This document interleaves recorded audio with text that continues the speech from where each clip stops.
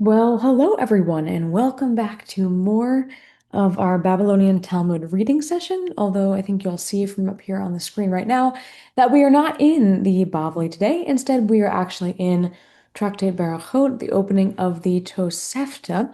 And we're hopping over there because last week when we were in the Bavli, we saw that the Tosefta came up in a really crucial way. We learned that there was a whole explanation where Rabbi, son of Rav Shila, was taking the stance or taking kind of the stand with Stam 1 against Stam 2. And then there was a whole discourse where Stam 2 retorted, well, what if people don't know Rav Shila's explanation, as is the case in Eretz Israel in the West? And then they have to bring in this Baraita, which says the sign of the thing is the appearance of the stars. Fun fact, that's actually point D right here. And we see, and we saw this last week, and you can go back and watch the last video to understand what was happening with all of that. But we saw that this Baraita, this Tosefta, was invoked in order to make really a point about the expiatory offering, about Truma, about priests, and it had a very specific context here in the Bavli, in the Babylonian Talmud. But what we're going to see here is that we're actually going to kind of jump out of the lens of the Bavli today, and we're going to really go back to the original meaning of a sign for the matter is the emergence of the stars and what that looks like in the Tosefta. I don't want us to go and look at what that means through the lens of the Bavli, which is what we've been doing for the last several weeks. It's actually how most people who are trained in this field actually end up approaching this bright sign for the matter is the appearance of the stars. They see it as connected to the Bavli, and that's just because people read the introduction of the Bavli, or the kind of the first lines of the Bavli, and it shows up, and that's just what sticks with them. The Tosefta doesn't stick with them as much. So it's kind of been reinscribed. This section from the Tosefta has been reinscribed in a new Bavli context. But today we're going to jump out of the Bavli and we're going to just look at what the Tosefta alone has to say. We're going to do some comparison with Nehemiah 4, which you see there down at the end, that verse is brought in.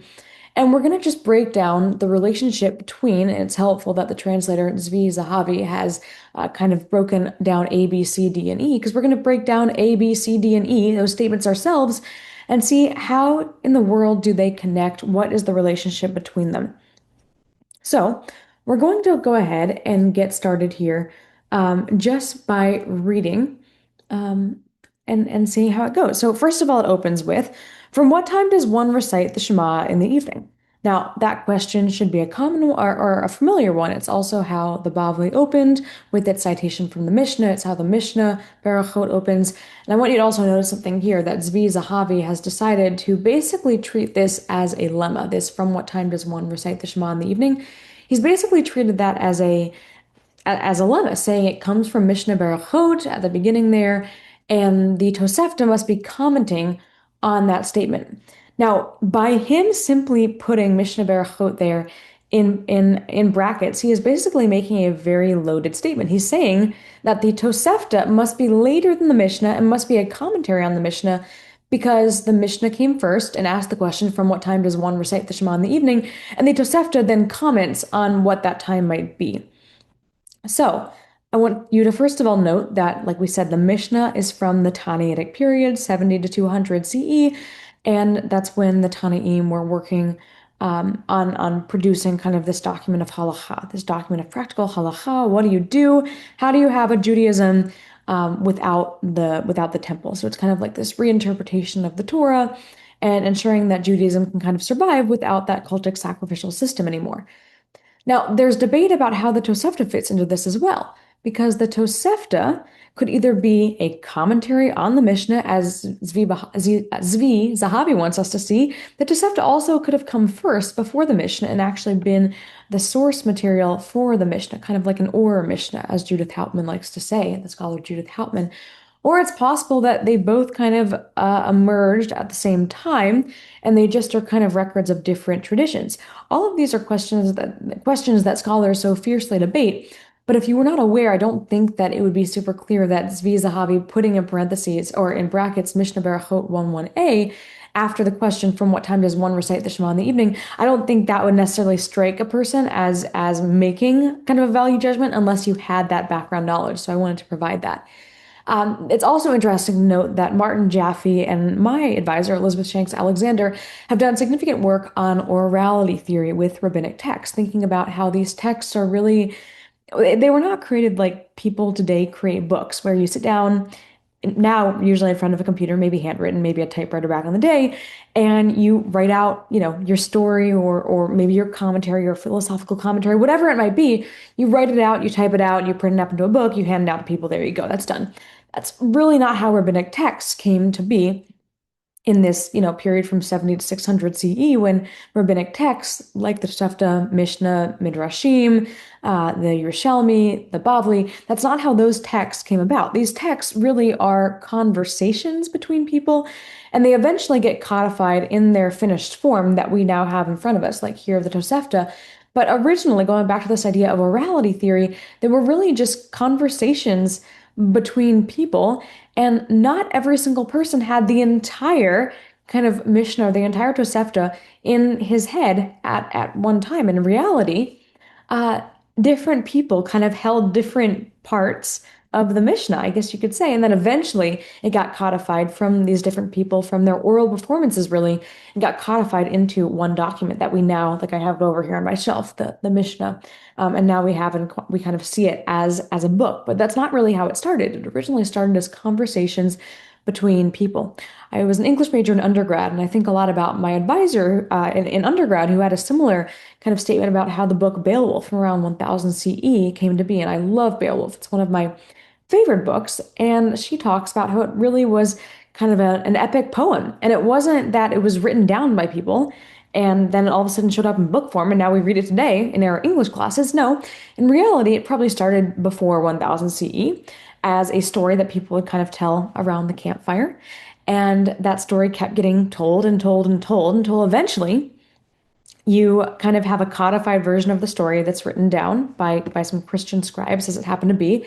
And then eventually, that makes it into a finished form where we get a translation from Old English and we have it today, and we get to read kind of a polished version of Beowulf. But that's really not how Beowulf and that's not how rabbinic text started either. None of them started that way. They started as conversations. They started as some everyone holding different pieces of the pie or slices of the pie, and eventually that all came together, and now we have these codified documents. But I think it's really important to realize that they didn't begin that way, and we shouldn't think of them as beginning that way either.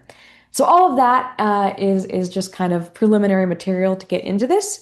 I know that's a little bit of a sidetrack from what time does one recite the Shema in the evening, which is the question that the Tosefta here wants to answer. One other thing I just want to review is that I've been throwing around a term called Baraita a few times, and this has come up in our other videos as well, but just to review, a Baraita is a non-Mishnaic or extra Mishnaic Tannaitic tradition that's passed down. And so the Mishnah is kind of that ultimate rabbinic text document. All the kind of rabbinic materials that were kind of floating around and kind of orally with people for, a few generations eventually make it into the Mishnah. And the Mishnah is kind of the condensed version. It's the ultimate halacha, really. It's what makes it into the final form. But there are plenty of baraitot, plural of baraita. There are plenty of baraitot that are from either the Tosefta or just things that the Tanaim, that the early rabbinic sages would have said, that ultimately didn't make it into that final Mishnah, but still are, significant and still get referenced. So when we were back in the Bavli last week and we heard the Stam 1 team reference a Baraita, and then they brought in D here, a sign for the matter is the emergence of the stars, they were really bringing in something from the Tosefta, but they call it a Baraita. And that's just because the Tosefta is not the Mishnah. It's extra Mishnaic, still from the Tannaitic period. That's how we classify it as a Baraita. So we are now going to, okay, again, reread A, and then I want to move on to B and C, and then we're going to pause there. So looking back at A up here, From what time does one recite the Shema in the evening? And again, we don't know if that's from the Mishnah or maybe this is from the Tosefta. I don't like the brackets there, so basically delete those. I don't want to see this as a lemma. I don't want to see this as something potentially from the Mishnah. From what time does one recite the Shema in the evening? Open question. Well, from the time that people go inside to eat their meal on the eve of the Sabbath, the words of Rabbi Meir. And the sages say, and formally, we should note that when we have someone saying the words of so and so, divrei so and so, followed by the Chachamim, the sages, Amru, the sages say, we know that formally these positions are represented as in tension with one another. So something about B and C is not going to be the same, quite frankly. So now the sages say, one recites the Shema in the evening from the time that the priests are permitted to eat their heave offering, to eat their truma. So now I want to pause on B and C. B and C reference different times because the time that the people go inside to eat their meal on Erev Shabbat, on the evening of the Sabbath, is a different time from when the priests are permitted to eat their truma. The priests eat their truma from the time of the appearance of the stars in the sky. There's a difference in the time, about 45 minutes from the time that the sun actually sets to the stars appearing in the sky. So B is actually referencing an earlier time than C. B is referencing the time of sundown when people can sit down to eat their meal on the Sabbath. Again, the Sabbath time, the Shabbat time is changing throughout the year, but ultimately, whether it's 5 p.m. during non-daylight savings time in the middle of January, or whether it's peak of summer, July 25th or so, and or maybe June 15th, somewhere in that range when your peak of summer and it's not the sun isn't setting until 9 o'clock at night. Regardless of that time, the sun will set and people will be able to eat their Sabbath meal before the stars appear in the sky. Now we have a problem with points B and C here. We don't really know what's at stake just right now in the B and C answers. You could say the question like this: so what in terms of evening Shema recitation between the moment the sun sets, when people eat their Sabbath meal, and when the stars appear in the sky, i.e., when the priests eat their truma? What's so different about those answers? What's at stake? What is so key? And what's confusing here is that we're now going to see D and E next, and it looks so convincing. Like B and C are in the A, D, E sandwich, right? Like B and C are the meat or the cheese or whatever, the lettuce, the toppings in between the slices of bread of A and DE. It looks so convincing to read it that way. But what's so interesting is that we're actually going to see that perhaps we should just jump right to D as the answer to A, because D will give us a consistent answer to the question of A, i.e., when do you recite the Shema in the evening? So we'll get consistency from basically relating D and A that we won't get from B and C. B and C are, in a way, tangential. They're tangential to the argument. I don't want to completely go as far as to say that we can toss them aside, but they're almost a little bit distracting. I don't love to use that word because it has a negative connotation, but they're tangential. They're kind of these fun words from, okay, this rabbi and then these sages are getting in this argument, but how do we know who's right? How are we going to mediate between them? What house am I supposed to go with, right? The classic Hillel Shammai debate in the Mishnah. Whom am I siding with? We don't know. And that's where D is going to come in and kind of provide some help. Well, D says this. Let's jump to D. A sign for the matter, we'll get to the matter in a second. A sign for the matter is the emergence of the stars. And then you'll see all those kind of things in brackets. You have a commentary from Ginsburg. That's interesting. Not going to pay attention to that really right now because he's going to get also into that Nehemiah verse that he cites here. So we'll deal with that in just a moment with E. But here regarding D, what in the world is the matter? The fourth and fifth word in on D. Well, the matter is the time to recite the Shema in the evening. And so a sign for the moment when you're allowed to start reciting Shema in the evening, according to this Tosefta, is the emergence of the stars. That is, that we have this illusion that the evening Shema happens when these stars come out. And bells should be ringing in your head as we think back to the Gemara, because we learn that the stars coming out was the time when the priests eat truma, and there was all those connections there in the Gemara. But the Tosefta is not taking us there, so I kind of want to just hint at that. But we'll have to move into the question of how this Tosefta relates in a more deep way to the Gemara at a later point. For now, we are just really looking at this Tosefta, and we see that the Tosefta is saying, hey, what time do you recite the Shema in the evening? Well, you recite it when the stars emerge. A helpful way that I think about B and C is that they're kind of providing legal analogies for differentiating between night and day. They're kind of helping us think about how we can most effectively put the evening Shema time, the time when the evening Shema can be recited, how they can most effectively put that time in a comfortable analogy that we're used to, right? So if we think about, oh yeah, sitting down to eat the meal on Erev Shabbat, I know what time that is, or when the priests eat their truma, yeah, I know what time that is. Those are just basically legal analogies to help us make sense of this question of the recital of the evening Shema. But I want to make it really clear that this point D does not need to be connected with B and C. At first, when you read this, or when I read this, I started to try to say, well, okay, is D agreeing with C or is D agreeing with B? And that was an issue because D actually might not be agreeing with either. B and C are just legal analogies to help us put in conceptual terms that are familiar. What does it mean to recite the Shema in the evening? When can that be done in a way that that kind of rings a bell in my head? But D, a sign for the matter of the recital of the evening Shema happens when the stars emerge. That doesn't really comment on B or C. Again, going back to my point that B and C may actually not be inside the sandwich of the ADE bread, the A piece of bread and then the DE piece of bread. They may not actually be so much inside the sandwich as they appear here on the page. So we'll have to think more about that.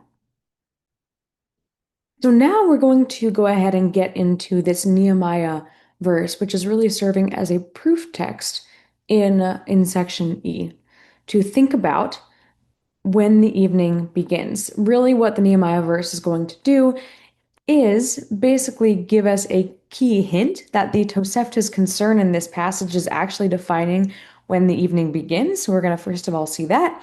And we're also going to see how they use these Nehemiah verses to get to the conclusion that the stars in the sky basically means the evening has come. So let's go ahead and jump over to actually read some verses from Nehemiah 4. We're going to get a running start, even though we're not going to actually see our proof text until verse 15 in chapter 4. We're going to get a running start. And I will read in English, although the Hebrew is there as well. We'll read in English starting at verse 9.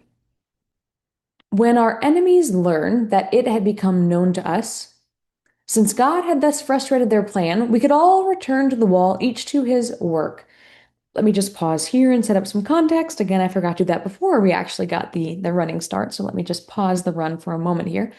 We are in the context of Nehemiah and other people, other Israelites returning to the land of Israel from the exile in Babylon and coming back and trying to rebuild the walls of Jerusalem. And they're running into some problems because they go back and they try to rebuild the walls when they've been kind of let back into Jerusalem by Cyrus and the Persians. And they run into some issues because they're rebuilding these walls, but at the same time, they're kind of being attacked as they're rebuilding. People are not wanting them to rebuild, so the nations around them are coming and kind of tearing down their work, and it's turning into a whole mess where they're trying to get something done, but they can't even be completely focused on their work because they're focused on their work, but at the same time, they're focused on trying to ward off the enemies. So again, the enemies learned that that they're doing this work. They try to come and stop them, but then it says that God had frustrated the enemy's plans, and this allowed Nehemiah and his workers to return to the wall, each to his work. And now we're going to see in the following verses that Nehemiah has to devise a plan in order to be able to keep his people at their malachto, at their work. He has to devise a plan in order to have some of them be working on the walls and rebuilding the walls of Jerusalem, and some of them actually standing guard in order to make sure that the workers could do their work of rebuilding the walls. So we're going to see that. Again, verse 9. When our enemies learned that it had become known to us, since God had frustrated their plan, we could all return to the wall, each to his work. From that day on, half my servants did work, and half held lances and shields, bows, and armor. So half of them are doing the job of rebuilding the walls, and half of them are having to guard the walls while the workers do the work. And the officers stood behind the whole house of Judah who were rebuilding the wall. The basket carriers were burdened, listen to this, doing work with one hand while the other held a weapon. They're literally trying to do their job while also holding a weapon in the other hand because they're being attacked as they're doing their job. Verse 12. As for the builders, each had his sword girded at his side as he was building. The trumpeter stood beside me. I said to the nobles, the prefects, and the rest of the people, there is much work, and it is spread out. We are scattered over the wall far from another. Verse 14. When you hear a trumpet call, gather yourselves to meet me at that place. Our God will fight for us. Here's the verse. And so we worked on, while half were holding lances from the break of day until the stars appeared. I farther said to the people at that time, let every man with his servant lodge in Jerusalem, that we may use the night to stand guard and the day to work. Nor did I, my brothers, my servants, or the guards following me ever take off our clothes or each his weapon, even at the water. Basically, we have a scene set up where these builders are having to be builders and kind of people fighting as well simultaneously. And so that's the context of this Nehemiah verse, but we'll end up seeing that this Nehemiah verse isn't used to talk about the walls of Jerusalem, isn't used to talk about anything along those lines or rebuilding Jerusalem. It's actually used to get at something a little bit different. So let's run back to the Tosefta, and then I have a visual kind of analogy and some note cards to show you that should help too. E says, even though there is no explicit scriptural proof for the matter being the time of the recital of the evening Shema, even though there's no explicit scriptural proof for when the evening comes and the evening Shema can be recited, there is an allusion to the matter in the verse. So we labored at the work, and half of them held the spears from the break of dawn, the morning, until the stars came out. Let's go ahead and jump over to a quick visual analogy to help with this. Okay, so this is a really helpful visual, and I have to give really all credit to my advisor here for coming up with this one.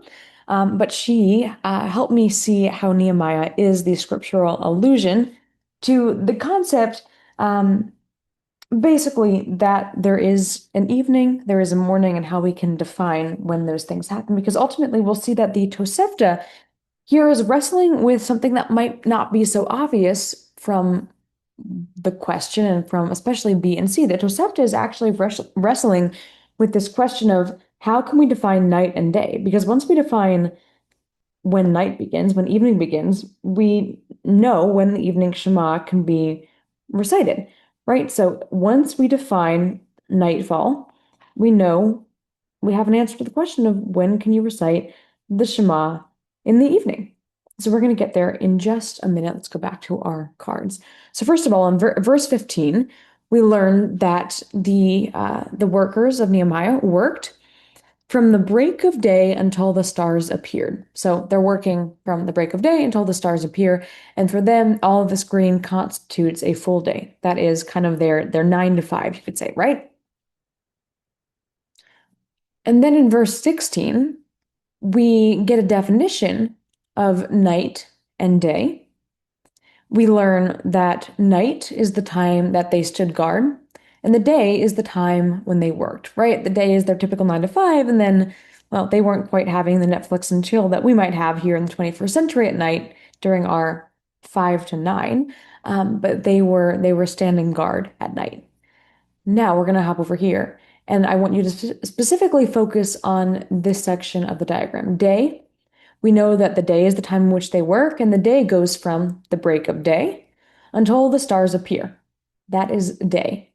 Now we can flip that, and this is again where I think the Tosefta is getting at the idea of even though there's no explicit scriptural proof, there is an allusion to the matter in the verse, right? We get this logically by inference. We have an allusion that, well, night begins when the stars appear and it ends when day breaks, because then when day breaks, we switch and it's daytime, and then the stars appear, and that means we switch to nighttime. So again, it's just this constant flip, flip, flip, based on when the stars appear and then when day breaks. But crucially, for getting to this nighttime, for getting to this evening time, it is when the stars appear in the sky, right? That's from Nehemiah.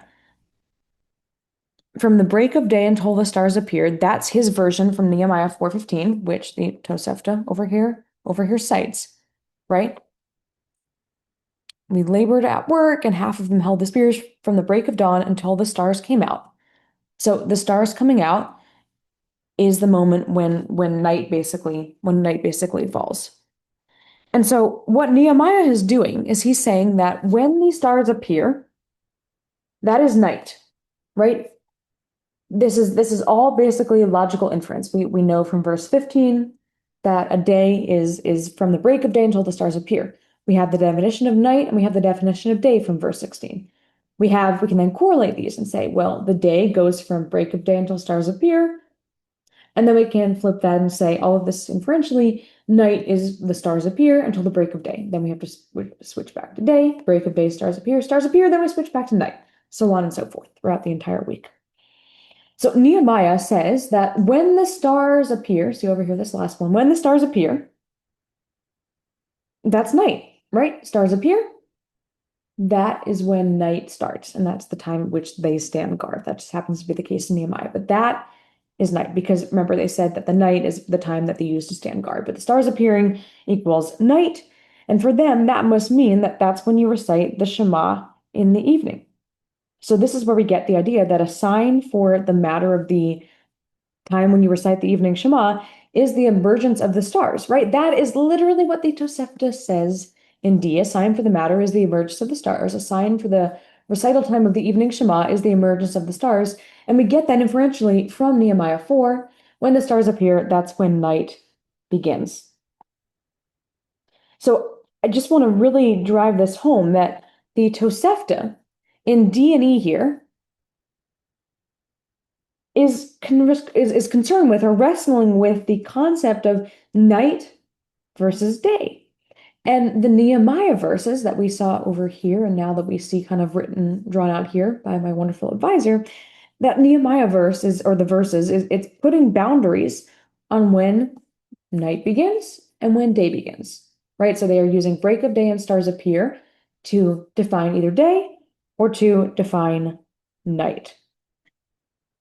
So D and E are getting at, well, night happens when the stars appear in the sky.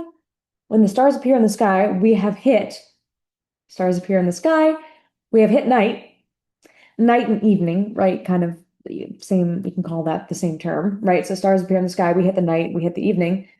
Now we know that we can recite the evening Shema. We can recite the night Shema. So to kind of wrap this up, I think that I just want to make sure to drive home the point that what we see in the Tosefta, strictly Tosefta, not Tosefta through the lens of the Bavli, through the lens of the Gemara, right? Because that was a totally different concern, as we've seen and we will continue to see in our Bavli reading. But at least Tosefta through the lens of Tosefta. Tosefta's interest here is actually defining when is evening, when is night, i.e., when is night, and when is day. Right. And we know that's their concern because they jump to this Nehemiah verse where they learn that the break of day until the stars appear, that is the time in which they work. And work is break of day until stars appear, then we switch to night. So when the stars appear, that means they switch to a different kind of system. They're now on nighttime when the stars appear until the break of day. Then when day breaks, they're back on a new time system. They're back on daytime. And that goes from the break of day until the stars appear. So the Tosefta's interest is defining what is day versus what is night. Because once we can define what is day versus what is night, we have our answer about when we can recite the evening Shema. When we switch from daytime to nighttime, which according to the inference we have from Nehemiah, daytime switches to nighttime at the time of the appearance of the stars in the sky, once we know that that switch happens when the stars appear in the sky, we have the time at which you can recite the evening Shema. And so, what I want to also drive home is that B and C here are not the real kind of thrust of the argument. They're not the real activity that's happening in this Tosefta.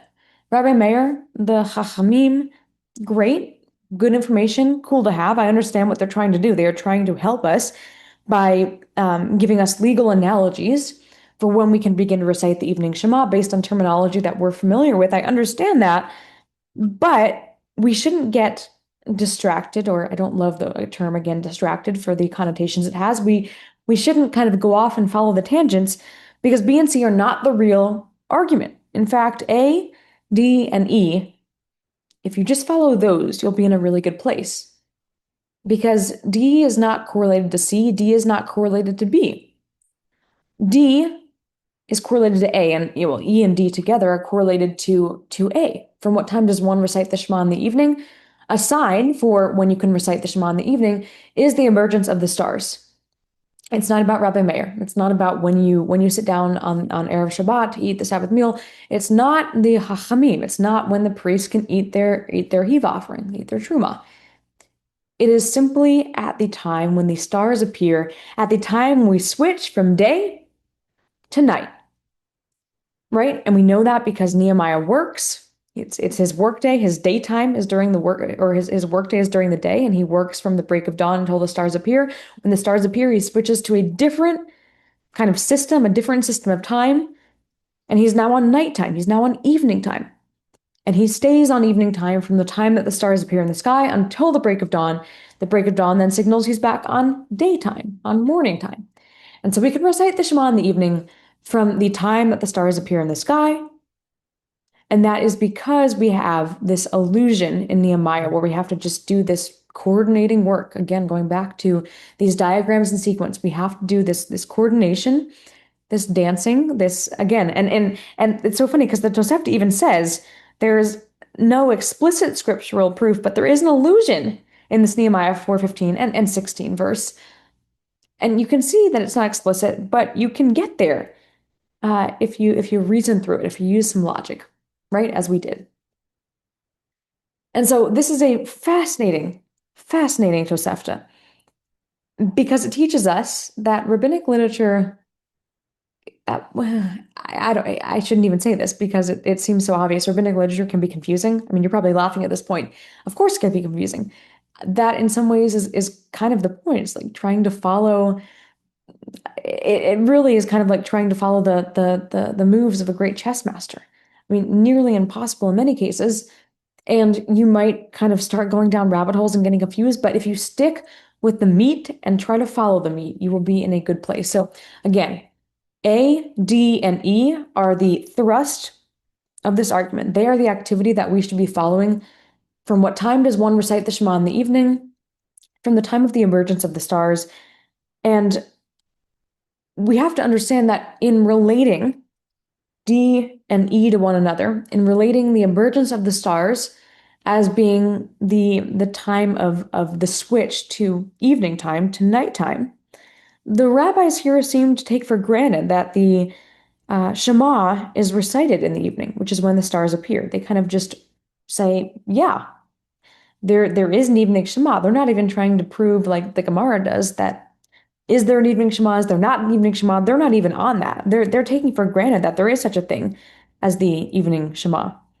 But evening for them, thanks to the help provided from Nehemiah, the evening is the stars appearing in the sky. They do that through inference from this Nehemiah verse, and they arrive at the conclusion that you recite the Shema in the evening from the time of the appearance of the stars, because when the stars appear, you switch your time system. You have switched from daytime to evening time or nighttime. And so at that moment of that switch, which is when the stars appear in the sky, that is when you can begin to recite the evening Shema. So that is a little bit of the very beginning of the very first tractate from Tosefta, from Berakhot. I hope that you got something out of this, hopefully in terms of even just being able to see that B and C are not the crux of the argument, that B and C are in some ways tangential. They're not really part of the sandwich that's being generated. The sandwich really is A, D, and E. Not that we want to throw out B and C. It's interesting. I think there's more to consider there. I'm not sure I've quite figured out it myself, but A, D, and E are really getting at the answer. It's all about the Tosefta here. Um, considering time. It's all about considering what is night versus what is day. And the moment that they're able to define when we see that change from night to day, when they're able to define that night starts when the stars appear and the night ends when day breaks, right? When they're able to define night, evening beginning when the stars appear, that's what enables them to say that you can recite the Shema in the evening when the stars appear in the sky, all with inference by inference from this verse from Nehemiah. So it's some pretty incredible rabbinic work. It's again following a great game of chess. Hopefully, this has helped you to be able to follow it a little bit more. And until the next time, thank you.